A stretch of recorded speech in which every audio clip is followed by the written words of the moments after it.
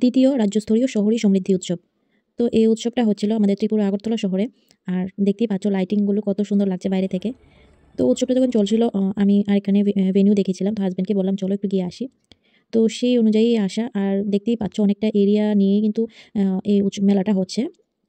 আর এখানে হচ্ছে শহুরে দিদিদের অ বিকাশ। মানে মহিলারা কিভাবে নিজেদেরকে স্বাবলম্বী করছে, মানে যে যা কিছু করছে সেটা দিয়ে কিভাবে স্বাবলম্বী হচ্ছে, সেটা নিয়ে তারা স্টল নিয়ে বসেছে। অনেকটা এরিয়া নিয়েই বসেছে। আর এখানে লাইটিং ডেকোরেশনগুলি দেখো, মানে ভীষণ সুন্দর লাগছে। এখানে প্রোগ্রামও হচ্ছিল। আমি সেটা মিউট করে রেখেছি কারণ আবার কপিরাইট চলে আসে সেইজন্য। আর দেখো কতটা এরিয়া নিয়ে এই মেলাটা হচ্ছিল। আমি বেশি ভিডিও ক্যামেরাবন্দি করিনি, যতটুকু পেরেছি করেছি। আর বেশিক্ষণ ছিলামও না মেলার মধ্যে। তো যতটুকু ছিলাম ততটুকুই তোমাদের সঙ্গে শেয়ার করছি। অনেক ধরনের স্টলই বসেছে। আর শুধু যে শহরের মধ্যে না, শহরের মানে দূর-দূরান্ত থেকেও এসেছে দিদিরা, স্টল দিয়েছে। খাবার দোকান, হাতের কাজের জিনিসের তৈরি যেগুলি জিনিস তারা তৈরি করে সেগুলি দিয়ে দোকান। তারপর কুর্তি, জামা-কাপড়, মানে যা কিছু আছে সবকিছুই হাতের তৈরি, বাঁশ-বেতের জিনিস সবকিছুই স্টল নিয়ে বসেছে। আর এই যে এদিকে বাস্কেটবল খেলাও হচ্ছিল, কুইজ কম্পিটিশন হচ্ছিল, মানে সবকিছুই হচ্ছিল। আর আমি তো বেশিক্ষণ থাকিনি মেলার মধ্যে। আর দোকানপাটও একটু ঘুরে দেখে তারপর এই যেখানে বাচ্চাদেরও প্রোগ্রাম হচ্ছিল সেগুলি দেখেই বেরিয়ে গেছি মেলা থেকে।